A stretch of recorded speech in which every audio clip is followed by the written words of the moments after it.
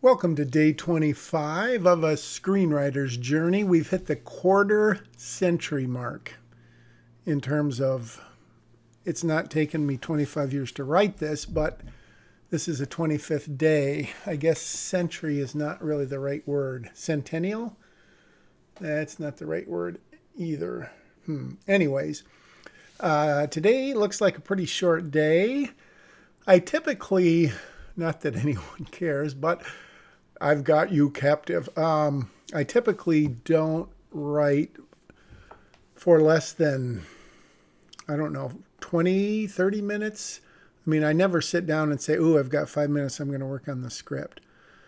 Having said that, I'm sure I've done that from time to time, but usually I like to have an hour or more that I know I'm not going to have to go somewhere. Having said that, part two, when I started writing this script, I purposely wanted to try to write as many consecutive days as possible.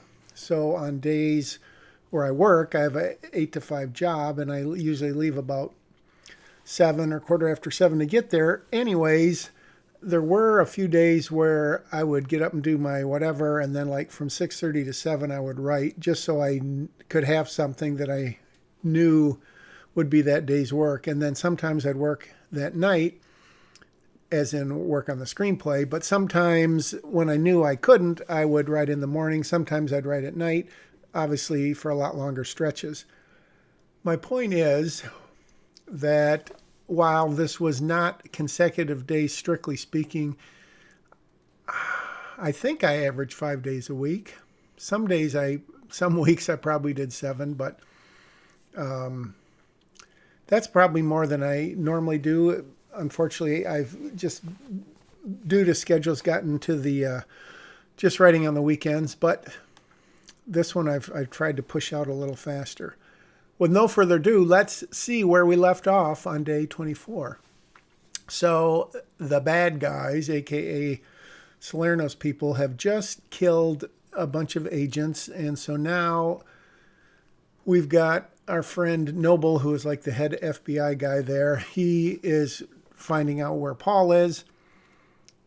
I don't know if I rewrote a little of this from the day before or not. And then, so Holly's in the car. And since Paul's talking on the radio, Holly can hear. And since Paul, there we go. Oh dear, I missed Paul there. I'll have to come back and fix that later. It's funny, sometimes I'm going, I'll just correct that right now. And then I realize it's a screen recording. So Holly is being a little bit bratty, which I don't know that she really would do the first time through. It's always easy the first time through to write like snarky dialogue and kind of not cutesy necessarily, but sometimes. And that's, I think, sometimes where cliches come in, where it's like, the perfect line. And then you write it and you say, it's a little bit of a cliche, but not so bad. And then you go back through it again and you hopefully get rid of all of them or most of them. And I'm speaking about myself. So as I was writing this, I was getting sort of a better feel for this Hogan character, who, as I mentioned a couple times before, I had not really planned at all. And then he became just an Agent One or something. But then as I don't know what it was exactly, but I realized that maybe a little something could go on between he and Holly. Like I said, it's not like they're going to hop in bed in the next 3 pages. But so now I'm going back and making him, in fact, now I'm calling him Briggs.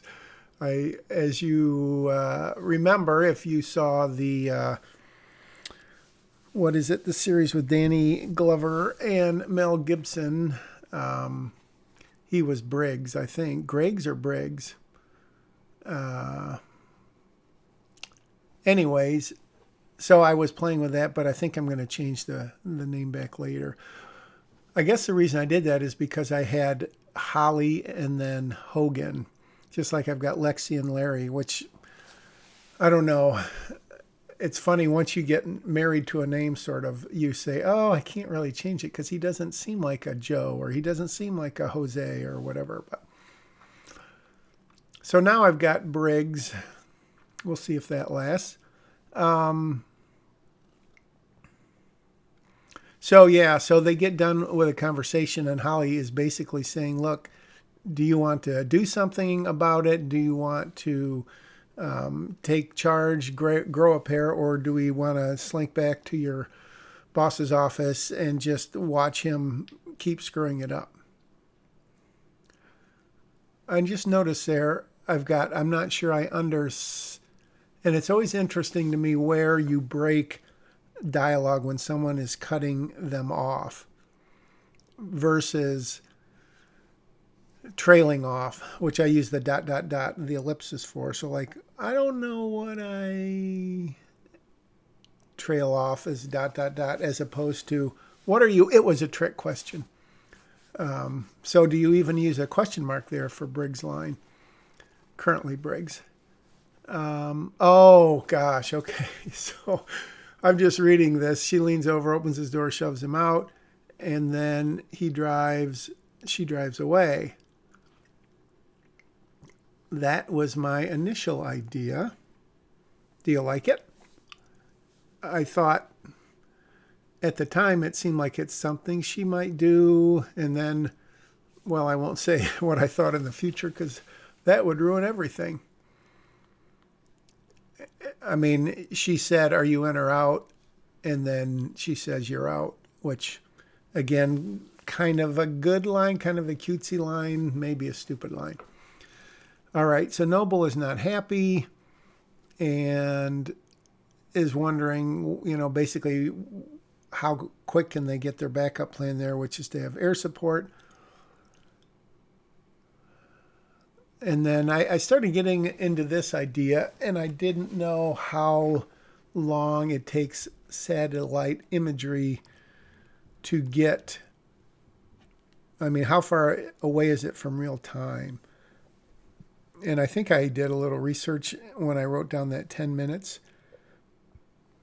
Because, so if they're watching them from a satellite, obviously, and they're not going to watch them turn by turn, and everything they see is going to be delayed, just like, when you're watching a quote live show on TV or on YouTube or whatever, it's really 7, 8, 10, 20 seconds delayed. And if it's 10 minutes delayed, obviously by the time they think they're point A, they'll already be to point B. And now we found out that Hogan had his car hijacked. And so Noble decides to call Paul Atwell. He says stat, which I think is totally horrible. I can't even believe I wrote that. I hope I didn't keep it. Now what am I doing? Jumping around. All right, so we're on page 80. And as I mentioned, if this is going to be 110, 105 pages, we are basically into Act 3, aren't we? So I'm thinking of this. Good old Blake Snyder. Bad guys have closed in.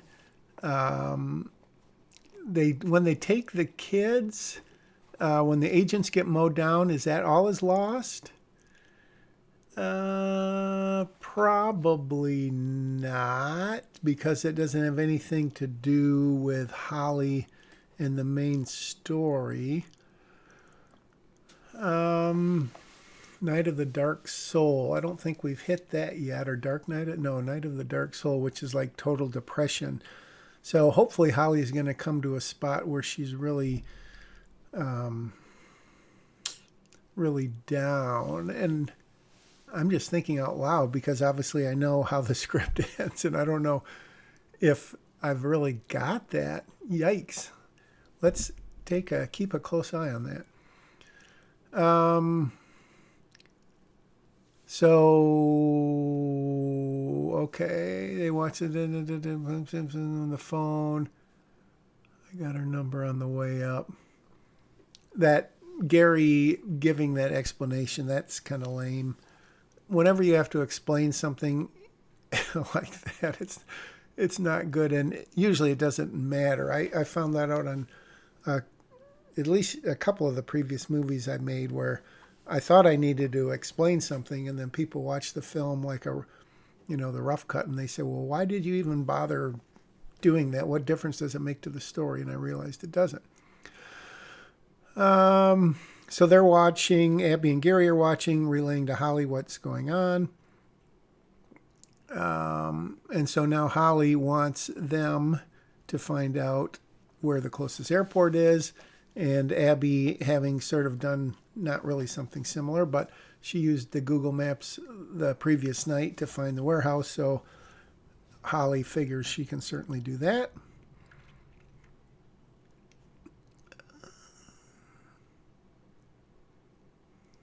Gary, of course, concerned about Lexi and Larry. And this is really kind of ironic in that their best chance to be safe is if Salerno gets them and takes them, which I think I knew going into this scene.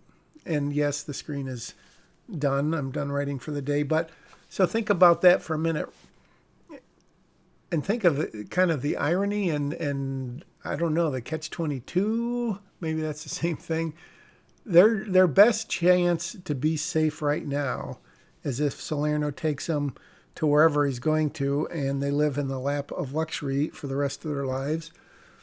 So I'll just leave you with that idea. Obviously, that may not happen, but it kind of makes sense, which is, I think, kind of an interesting dynamic, or maybe not. Anyways, day 25 is in the can. It's a wrap. That means that day 26 is coming up next. Thanks again, as always, for watching, for sharing, for liking, for subscribing, for watching my movie, The Key, on Amazon Prime. Unfortunately, it is now not being streamed in the UK like it had been. One day it had 5,000 minutes streamed, which in the grand scheme of things isn't much, but for a guy like me, it's pretty sweet. I've made almost 20 pounds sterling off of that movie. Okay. I will see you tomorrow, and keep on writing.